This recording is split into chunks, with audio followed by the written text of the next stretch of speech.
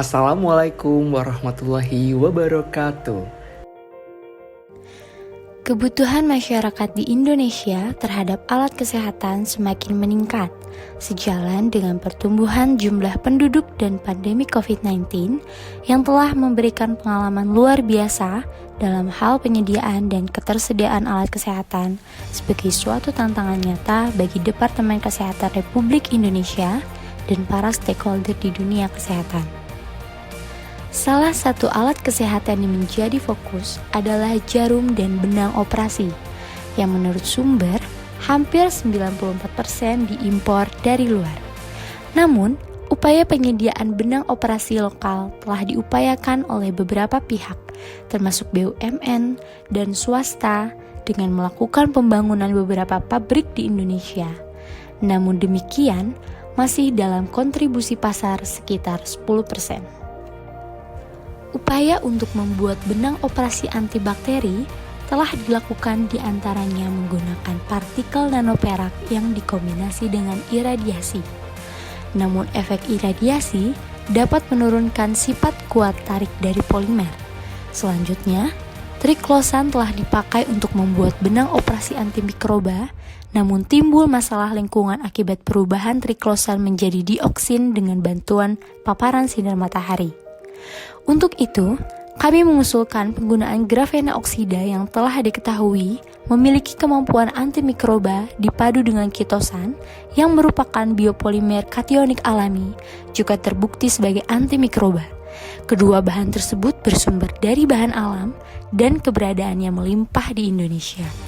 Pada inovasi ini, grafena oksida akan menjadi bahan utama sebagai antimikroba pada benang operasi jenis terurai dan tak terurai dengan polimer berbeda sifat.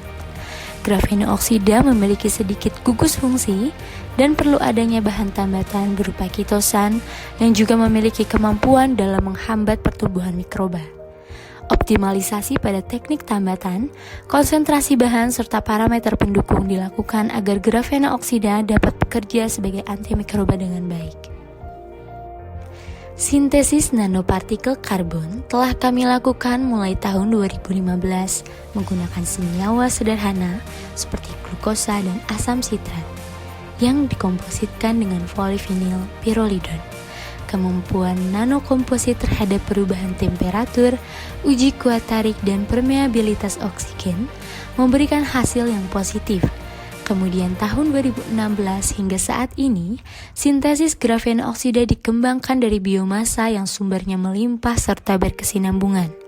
Menggunakan metode Hammer, tempurung kelapa telah berhasil diubah menjadi grafena oksida dan telah dilakukan uji antimikroba. Tanaman yang memiliki buah bertempurung keras seperti kluwek juga telah kami buat grafena oksida. Selain itu, getah gambir dan buah pinang kami ubah menjadi grafena oksida hasil uji antibakteri dengan sangat baik. Senyawa kitosan telah kami sintesis mulai tahun 2000 dengan berbagai aplikasi dari kumpulan penelitian telah diterbitkan melalui buku berjudul Kitosan Sumber Biomaterial Masa Depan. Pada salindia ini, sebelum dilakukan sintesis grafena oksida, terdapat penentuan kadar air dan kadar abu pada biji pinang yang akan disintesis menjadi grafena oksida. Kemudian, dilakukan pengarangan biji pinang yang akan menghasilkan serbuk untuk digunakan sintesis grafena oksida.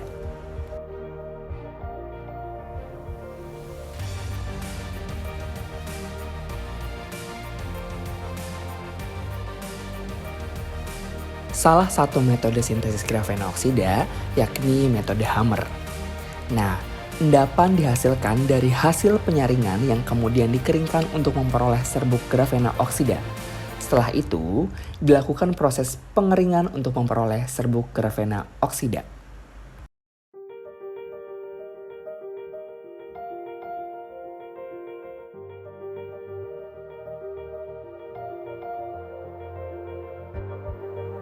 Berikut merupakan beberapa kegiatan yang kami lakukan di lab mikrobiologi, yakni pengenalan mikrobiologi.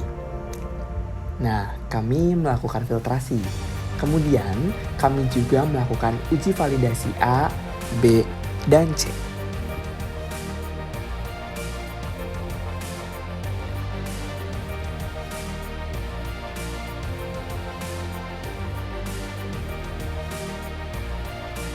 Selain itu, metode sintesis grafen oksida lainnya adalah ball mill. Nah, metode ball mill ini memiliki beberapa kelebihan, yakni lebih efisien dan waktunya lebih cepat. Uji bakteri dilakukan untuk menguji bakteri SA dan EC dengan beberapa sampel yang merupakan campuran dari berbagai konsentrasi grafen oksida dan ketosa.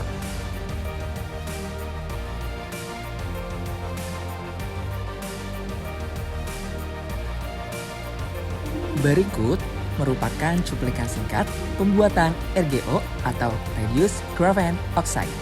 Pada pembuatan RGO tersebut, zat reduktor yang digunakan ialah daun kelor.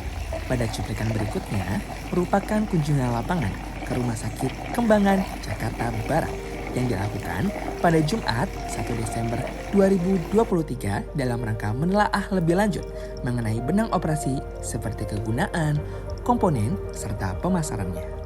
Nah, berikut adalah beberapa dokumentasi dari kegiatan yang sudah kami lakukan. Terima kasih, sampai jumpa. Wassalamualaikum warahmatullahi wabarakatuh.